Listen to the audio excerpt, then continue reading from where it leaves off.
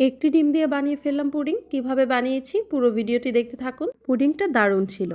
প্রথমে আমি নর্মাল টেম্পারেচারে রাখা একটি ডিম নিয়ে নিয়েছি। এরপর আমি হ্যান্ড মিক্সার দিয়ে ডিমটিকে ভালোভাবে ফেটিয়ে নিয়েছি। এতে একটু চিনি অ্যাড করে দিয়েছি।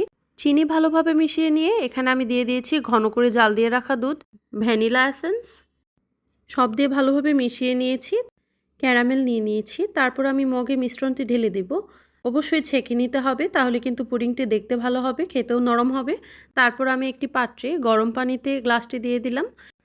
পুডিংটিকে আমি মিডিয়াম আঁচে রেখেছিলাম। 20 থেকে 25 মিনিট পরে আমি এটি নামিয়ে নিয়েছি। আমার পুডিং হয়ে গেছে। এবার আমি একটু ঠান্ডা করে পুডিংটি একটি প্লেটে ঢেলে নেব। এভাবে পুডিং বানালে কিন্তু পুডিং খেতেও ভালো হবে এবং খুবই নরম হবে এবং দেখতেও অসাধারণ হবে। আপনারাও চেষ্টা করে দেখবেন। সবাই ভালো থাকবেন, সুস্থ থাকবেন। আল্লাহ হাফেজ।